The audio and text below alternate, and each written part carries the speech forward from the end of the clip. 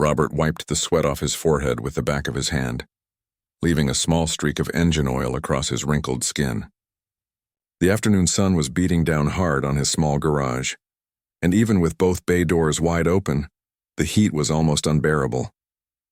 He'd been doing this for 47 years now, and his body reminded him of every single one of those years, especially on days like this. His garage wasn't much to look at. The paint on the walls had faded years ago, and the sign outside had lost a few letters, so it now read Bob's Auto Rep IR instead of Bob's Auto Repair. But that didn't matter much to Robert. His customers didn't come for fancy equipment or a clean waiting room with coffee and magazines. They came because they trusted him, and because he charged fair prices that working folks could actually afford. The radio in the corner was playing old country music, the kind his late wife used to hum along to while she kept the books for the shop. That was before the cancer took her, before medical bills ate up their savings, before their daughter got sick too. Robert shook his head, pushing those thoughts away. No use dwelling on what couldn't be changed. He was working on Mrs. Patterson's old Honda when he heard it. The sound of an expensive engine, smooth and quiet. Definitely not the usual pickup trucks and sedans that rolled into his place. Then came a hissing sound like air escaping from somewhere it shouldn't. Robert straightened up, his lower back protesting with a sharp pain that made him wince. Through the open bay door he watched a black Mercedes pull up to his garage. Not just any Mercedes either. This was one of those new models that cost more than most people made in 2 years. The kind of car he'd only seen in magazines or driving past on the highway. The engine died, and for a moment nothing happened. Then the driver's door opened, and out stepped a young woman who looked like she'd just walked out of a business magazine. She was wearing a sharp gray suit, the kind with perfect creases, and her shoes probably cost more than his monthly rent. But what caught Robert's attention wasn't her expensive clothes. It was the look on her face. Pure panic. She stood there for a second, staring at the steam rising from under her hood, then looked around at his humble garage. Robert could almost see the wheels turning in her head. This wasn't the kind of place someone like her would normally stop at. This wasn't a dealership with leather couches and sparkling floors. This was just an old man's garage with grease stains on the concrete and hand-painted price signs. Robert grabbed a rag and walked toward her, moving slower than he used to. His knees weren't what they once were. "Got some trouble there?" he called out, keeping his voice friendly but not too eager. Rich folks sometimes got nervous around people like him, like he might overcharge them or something. The woman looked up, and he could see the stress written all over her face. "My car just started overheating. There was steam everywhere, and I don't know what happened. I have to be somewhere really important in less than 2 hours, and I can't miss it. I really can't." Her voice cracked a little on those last words, and Robert felt a tug in his chest. He'd heard that kind of desperation before. That was the sound of someone whose whole world depended on something going right. "Let me take a look," he said, gesturing toward the hood. "Pop it open for me." She fumbled with the controls inside the car for a moment before the hood released with a click. Robert lifted it up, and even before the steam cleared, he could smell the hot coolant. One look told him exactly what had happened. The radiator hose had burst, probably been wearing thin for a while, and finally gave up. "Well, I can see the problem," he said, pointing at the split hose. "Your radiator hose is done for.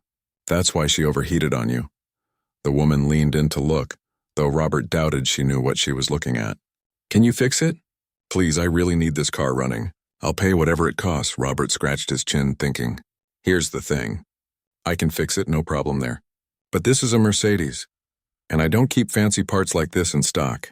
I'd need to order it, and even with rush delivery, we're looking at tomorrow at the earliest, maybe the day after."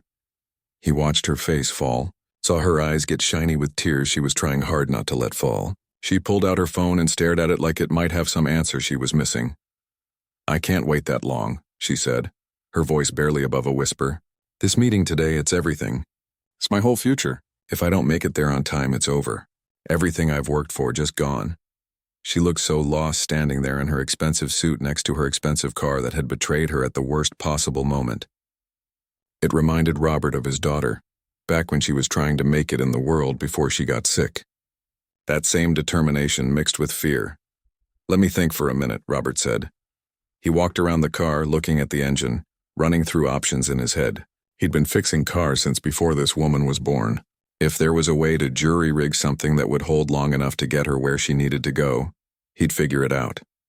The woman was making phone calls now, pacing back and forth in her fancy shoes. He caught bits and pieces of her conversations, something about investors and funding and last chances. Whatever this meeting was, she wasn't exaggerating about how important it was. Robert looked at his watch. 2 hours. He could make something work. It wouldn't be pretty, and it definitely wouldn't be permanent, but he could get her back on the road. All right, he said, and she stopped pacing immediately. I can't replace the hose without the right part, but I can patch it up temporarily. It'll get you to your meeting and back, but you're going to need to get this properly fixed within the next week. Can't put it off longer than that. The relief on her face was instant. Really, you can do that? Thank you so much. Give me an hour, Robert said. I've got to finish up Mrs. Patterson's Honda first. Then I'll get you sorted out. The woman nodded eagerly and went to sit in the small waiting area, which was really just 2 plastic chairs and a wobbly table with some old magazines. Robert watched her pull out a laptop and start typing furiously, completely focused despite the heat and the surroundings that were probably nothing like what she was used to. He got back to work on the Honda, but his mind was already planning how he'd fix that Mercedes. Universal hose material, reinforced clamps, maybe some high-temp sealant just to be safe. It would hold. It had to hold. Because sometimes when someone's whole world is falling apart, the least you can do is hand them some duct tape and hope. Robert finished up Mrs. Patterson's Honda and wiped his hands on his already dirty rag. The young woman in the waiting area looked up every few minutes, checking her watch, then her phone, then her watch again. The anxiety was rolling off her in waves. All right, Robert called out. Let's see what we can do about that Mercedes of yours. She jumped up so fast she nearly knocked over her coffee cup.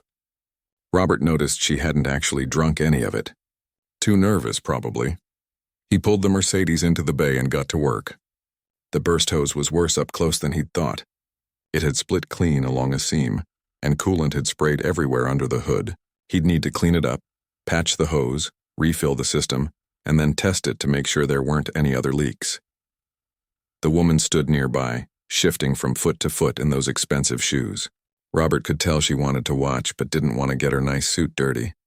She kept checking her phone, and each time she did, her face got a little more stressed. You're going to pace a hole in my floor, Robert said without looking up, trying to lighten the mood a bit. She let out a nervous laugh. Sorry, I just keep thinking about everything that could go wrong. What if I'm late? What if they don't wait for me? What if this is my only shot and I'm blowing it because of a stupid car problem? Robert paused in his work and looked at her. What kind of meeting is this anyway? If you don't mind me asking. She hesitated like she wasn't sure if she should tell him. Then the words just tumbled out. I'm meeting with investors for my company. I've been working on this business plan for 3 years. I've pitched to 18 different investment firms and they all said no. This is number 19 and it's my last lead. If this doesn't work out, I'm done. Out of money, out of options, out of time. The weight in her voice made Robert's chest tighten. He knew that feeling. That desperate last chance, everything on the line feeling. He'd felt it when the medical bills kept piling up and the bank was talking about taking the garage. What kind of company? He asked, getting back to work on the hose. Electric vehicle charging stations, she said. And for the first time, her voice had some energy in it. But not the expensive ones that only rich people can use. Affordable ones that can go in small towns, rural areas. Places where people actually need them. My dad was a janitor. We grew up with nothing. I want to build something that helps people like my family. Not just people who can afford a $100,000 electric car. Robert nodded as he worked. Sounds like a good idea to me. World's changing. Probably going to need more of those charging stations. That's what I keep telling everyone, she said, the frustration clear now. But nobody wants to invest in low-margin markets or underserved demographics. They want the fancy stuff in rich neighborhoods where they can charge premium prices. Well, maybe these folks will be different, Robert said. He was carefully fitting a piece of reinforced universal hose over the damaged section. It wasn't pretty, but it would work. She laughed, but there wasn't much humor in it. Maybe. Or maybe they'll be just like the others. Maybe they'll look at me and see a young woman with big dreams and no track record, and they'll pass. Robert could hear the defeat creeping into her voice. He worked in silence for a few minutes, thinking about what to say. He wasn't good with words. Never had been. His wife used to joke that he was better at talking to engines than people.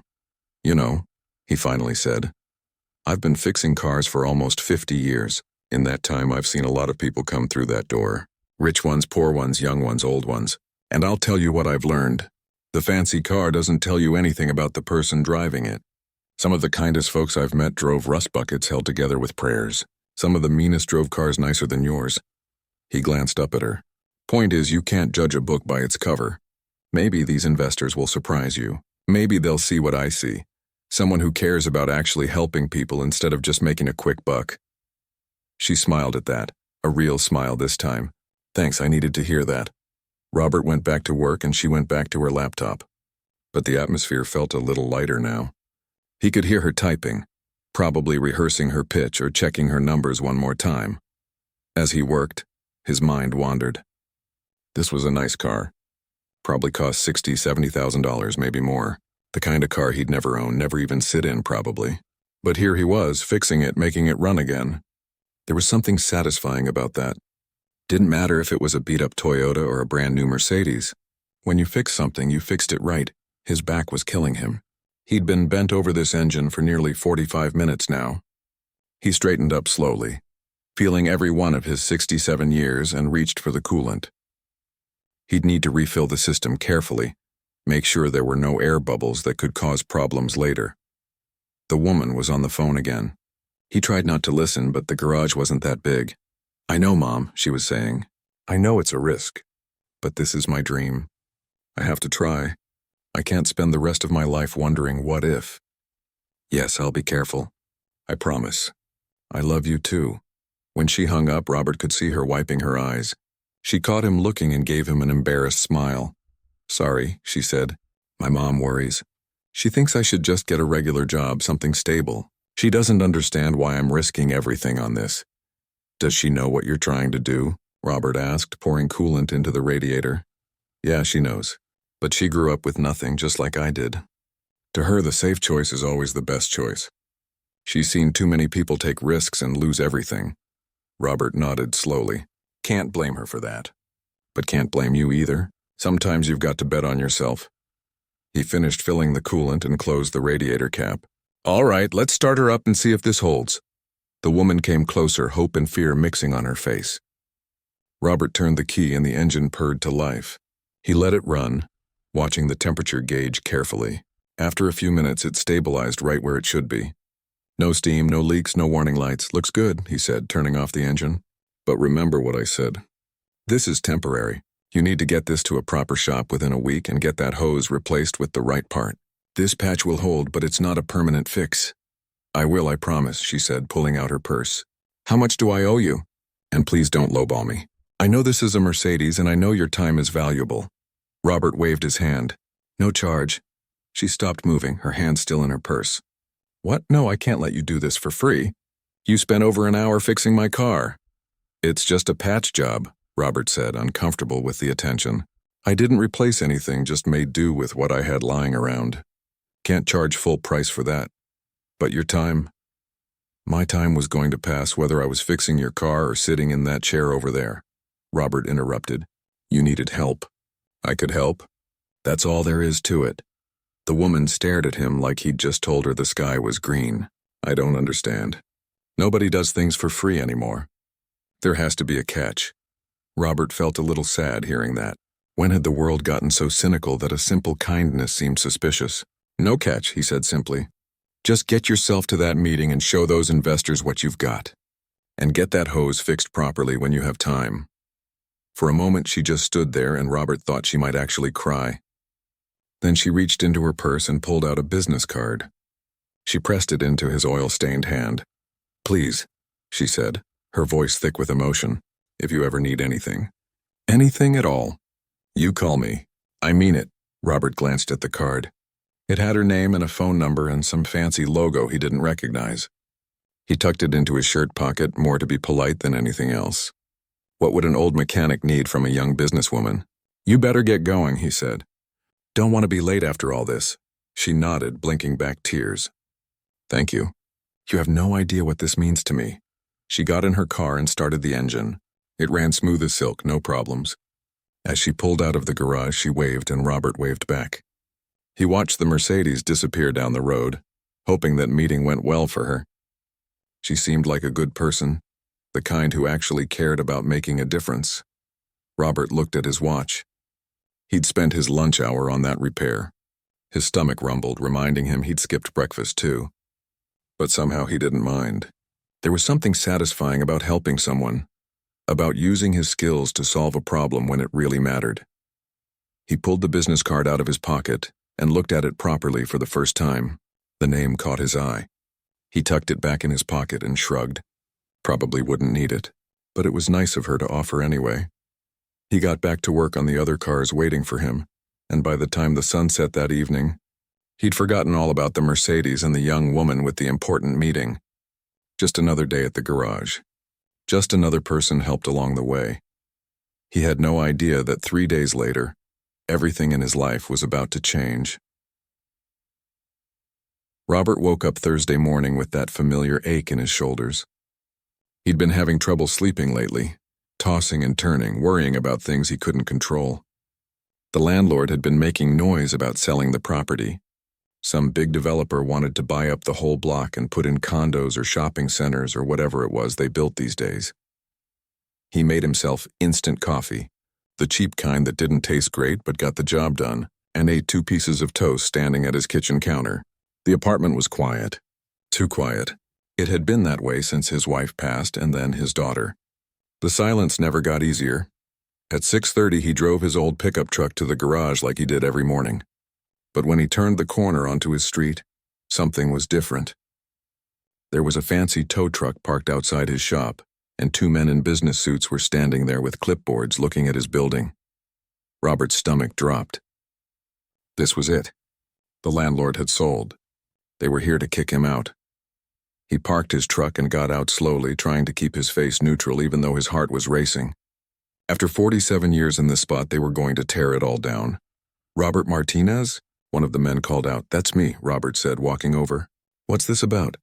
The taller man extended his hand. "I'm David Chen, and this is my colleague, Michael. We're representing the new owner of this property. The sale went through 2 days ago." Robert shook the man's hand, his mind spinning. 2 days ago? That fast? "I have a lease agreement," he said, trying to keep his voice steady. "I've got 6 months left on it." "Yes, we're aware," the other man, Michael, said. He didn't sound mean, but he didn't sound particularly friendly either. "The new owner has reviewed all existing lease agreements. She'd like to meet with you to discuss the transition." "She?" Robert asked. "Yes, she's inside waiting for you," David said. "Inside? Inside his garage?"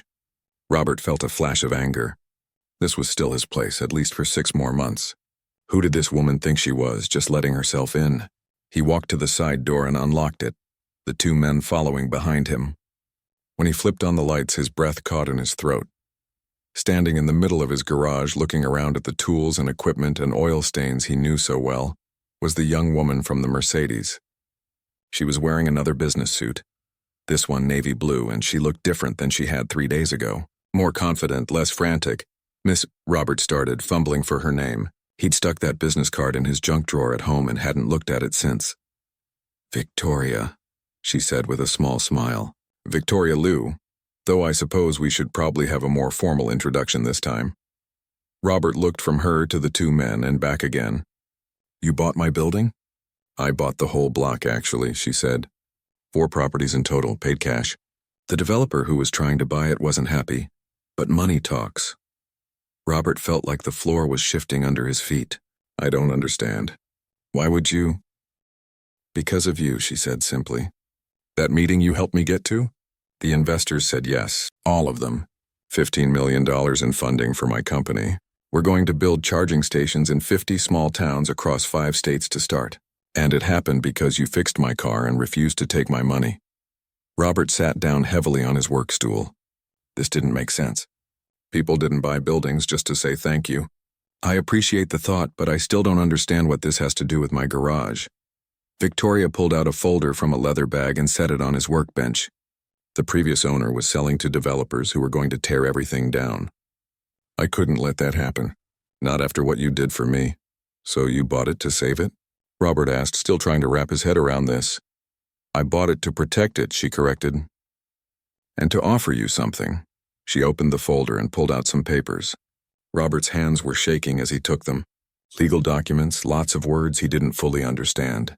But some numbers jumped out at him. His current rent. 20 years. $1 purchase option. What is this? He asked. A new lease agreement, Victoria said. 20 years at your current rate, which means you'll never have to worry about rent increases or being forced out. And at the end of those 20 years, you can buy the property for $1 if you want to. Robert read the papers again, certain he must be missing something. This can't be legal. Nobody gives away property like this. It's completely legal, David assured him. We had 3 lawyers review it, but why? Robert asked, looking up at Victoria. You don't owe me anything. I fixed a radiator hose. That's it. That's not worth all this. Victoria pulled over another stool and sat down across from him. Can I tell you something?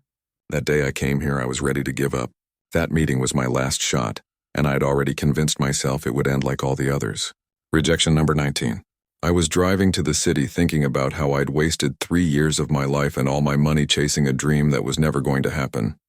She paused, and Robert could see the emotion in her eyes. Then my car broke down and I ended up here. And you, this stranger, spent an hour fixing my car and wouldn't take a dime for it. You didn't see a rich person in an expensive car. You just saw someone who needed help. Do you know how rare that is? Robert didn't know what to say to that. In the business world, everything is a transaction, Victoria continued. Everything has a price. People do nice things because they want something back. But you didn't want anything. You just wanted to help.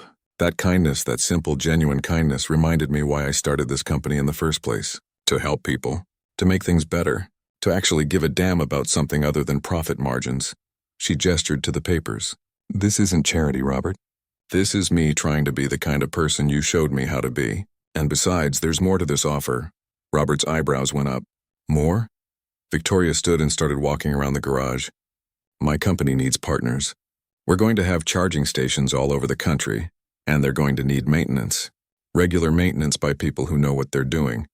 People who care about doing the job right, not just doing it fast. She turned to face him. I want you to be one of those partners. I want this garage to become a training center.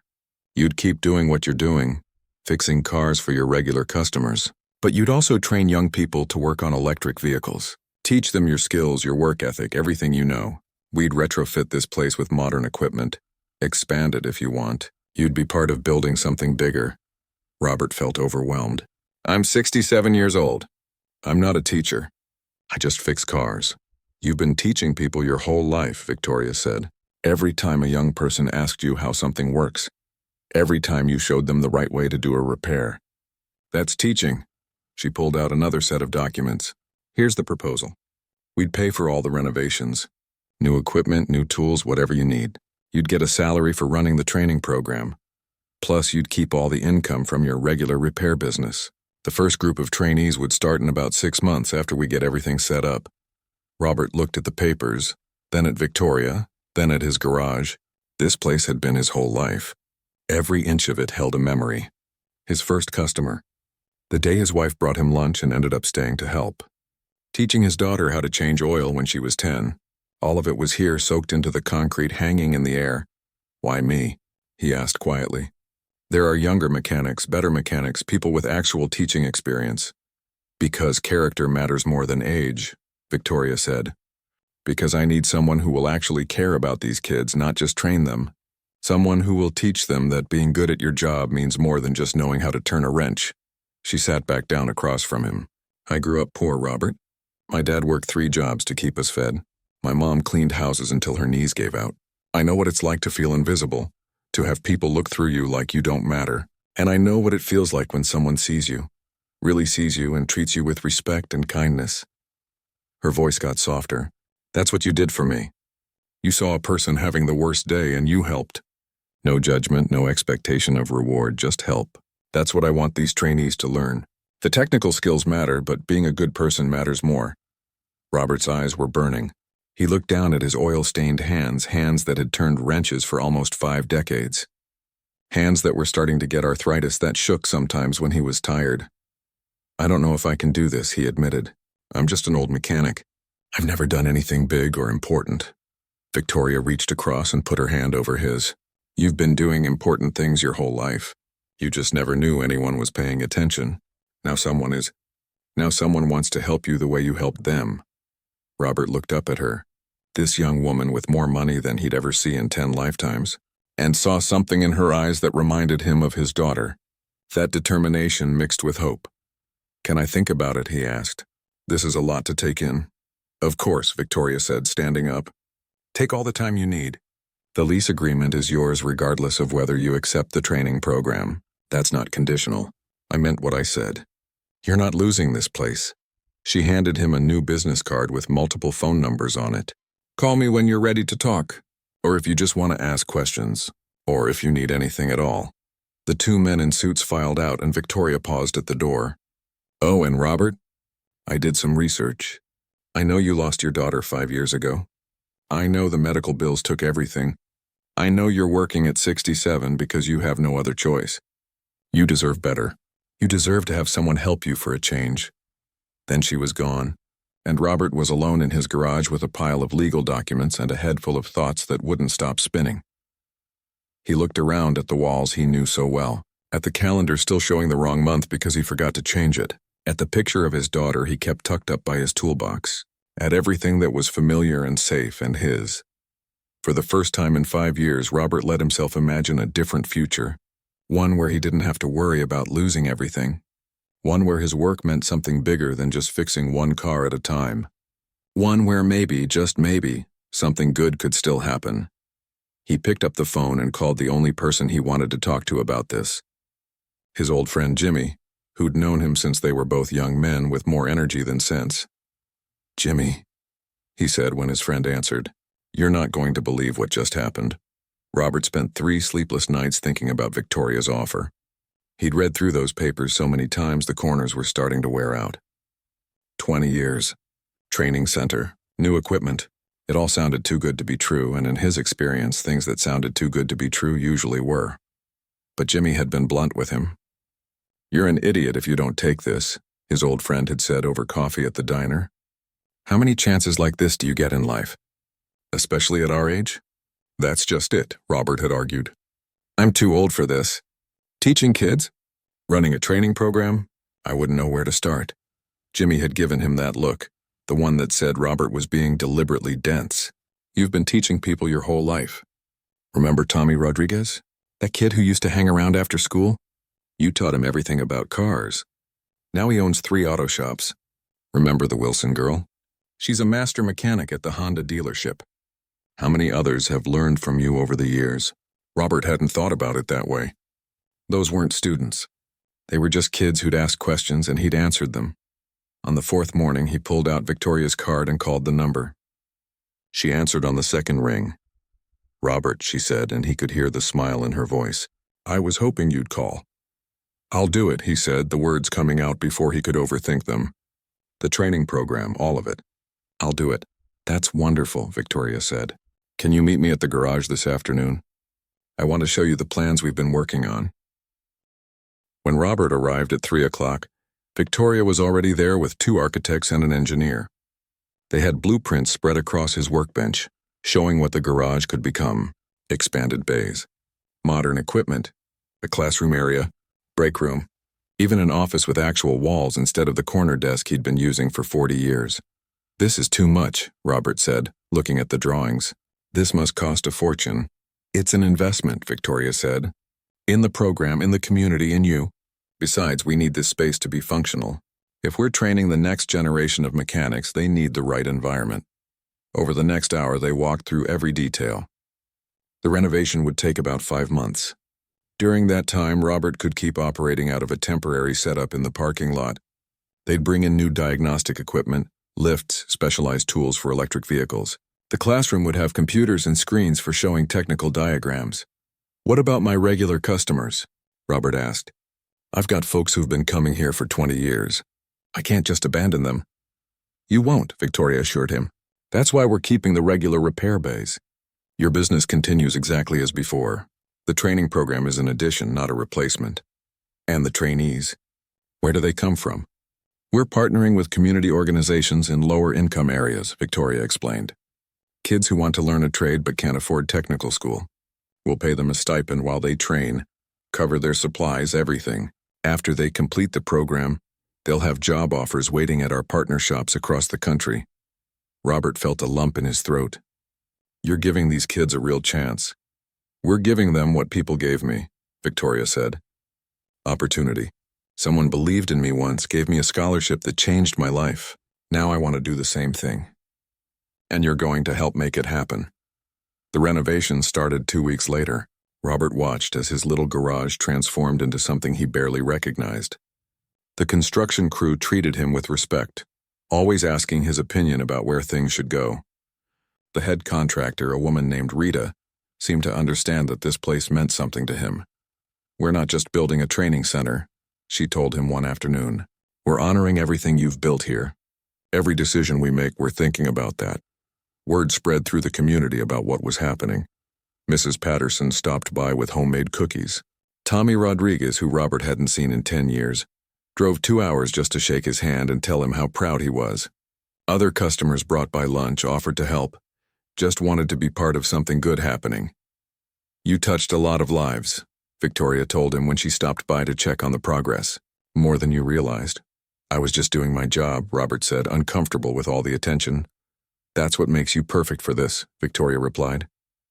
You never did it for recognition. You did it because it was right. The local newspaper ran a story about the new training center.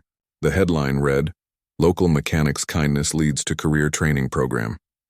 They interviewed Robert, though he felt awkward the whole time. He wasn't good at talking about himself. But the reporter seemed to understand, and the article that came out focused more on the program and the opportunities it would create. That article led to something Robert hadn't expected. Donations. People from all over town started sending money to support the program. $5 here, $20 there. The owner of the hardware store donated tools. The community college offered to help develop the curriculum. A local restaurant said they'd provide lunch for the trainees once a week. This is what community looks like, Victoria said when she showed Robert the list of contributions. People want to help. They just need someone to show them how. As the renovation neared completion, Victoria sat down with Robert to discuss the first group of trainees. They had 43 applications for 12 spots. How do we choose? Robert asked, looking through the files. Each one had a story. Kids from tough backgrounds, kids who'd struggled in traditional school, kids who just needed a chance. You choose, Victoria said. You're the one who'll be teaching them. You should decide who you want in that first class. Robert spent a week reading through the applications. Some of the stories broke his heart. A 17-year-old raising his younger siblings after their parents died. A 19-year-old who'd aged out of foster care with nowhere to go. A 22-year-old single mother trying to build a better life for her daughter. He chose 12. Not based on grades or test scores, but on something he saw in their stories. That spark of determination. That willingness to work hard. That hunger for a chance to prove themselves. The training center officially opened on a Monday morning in early fall. Robert stood in the renovated space, hardly believing this was the same garage where he'd worked for almost 5 decades. Everything was clean and new and full of possibility. The 12 trainees arrived nervous and excited. Robert recognized that look. It was the same look he'd had 50 years ago when he started as an apprentice, terrified of screwing up but determined to learn. Welcome, he said, his voice a little shaky. I'm Robert, and I've been fixing cars since before most of you were born. I'm not a teacher, not really. I'm just a mechanic who's going to share what he knows. And here's what I know. This work is about more than just fixing engines. It's about helping people. Every car that comes through that door represents someone who needs to get to work, pick up their kids, make it to a job interview. When you fix their car, you're fixing their day, maybe their week, maybe their life. He looked at each young face, seeing hope and fear mixed together. You're going to make mistakes here. That's okay. That's how you learn. You're going to get frustrated. That's okay too. What matters is that you keep showing up. Keep trying. Keep caring about doing the job right. If you can do that, you'll be fine. Over the next weeks, Robert discovered something about himself. He was a better teacher than he'd thought. The technical stuff came easy. He'd been doing it so long it was second nature.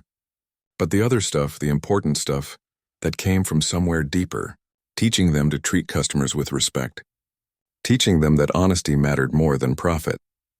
Teaching them that their work had dignity and value.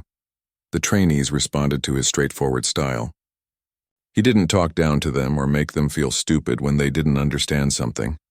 He showed them, let them try, corrected them gently when they made mistakes, just like his own mentor had done for him half a century ago.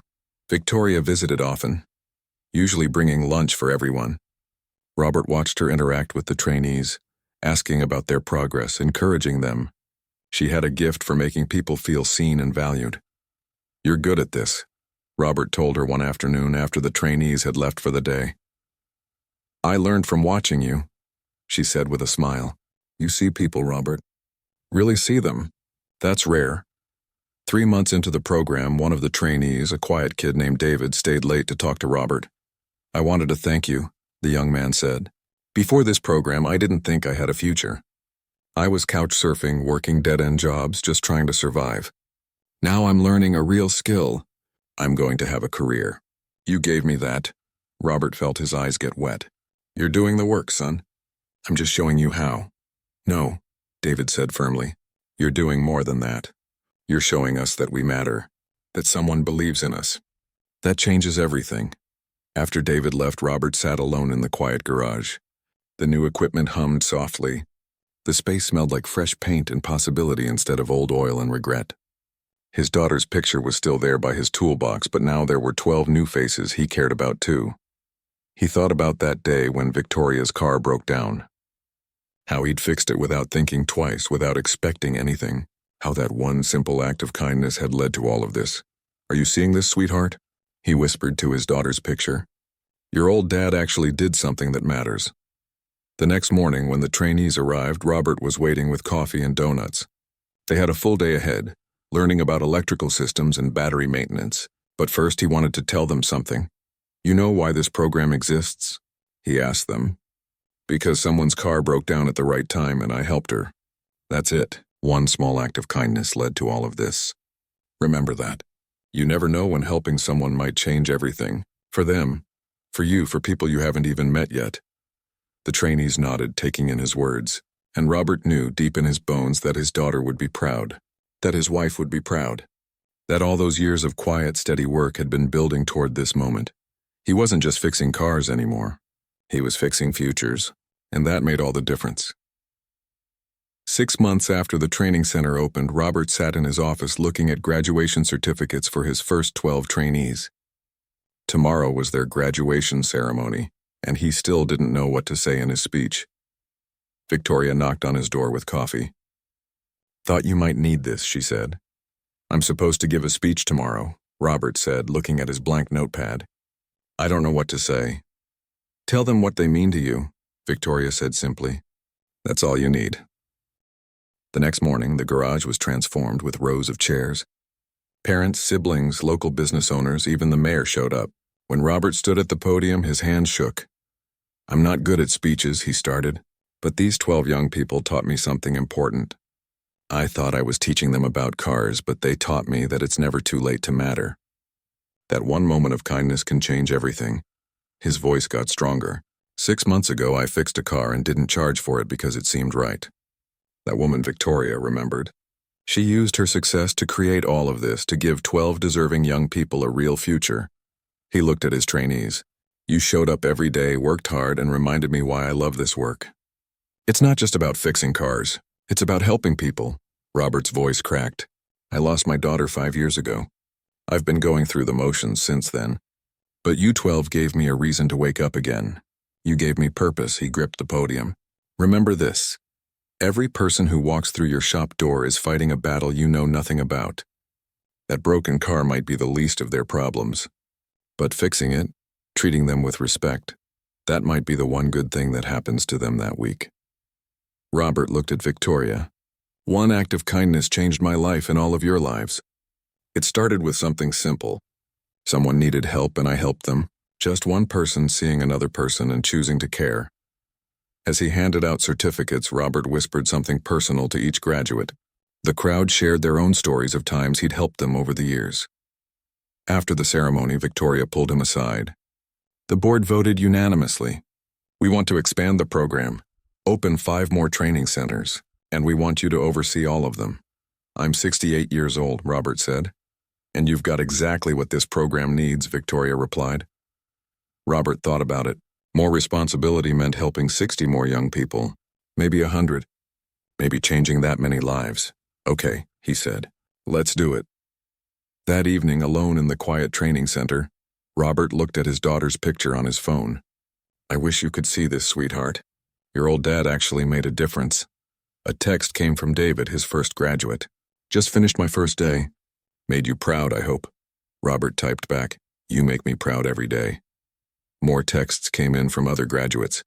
Pictures from their new jobs. Thanks. Updates. Each one a reminder that what they'd built here mattered. Robert walked through the training center one last time. He stopped at the wall plaque that read, Built on Kindness, founded on the belief that one person helping another can change the world. That's exactly what had happened. One person helped another, then that person helped 12 more. The ripple effect of kindness spreading out in ways you couldn't predict. As he drove home, Robert felt grateful. Grateful for the chance to make a difference. Grateful for 12 young people who'd reminded him that life could still hold purpose. He thought about what he'd tell his wife and daughter. That being soft-hearted had turned out to be the best thing about him.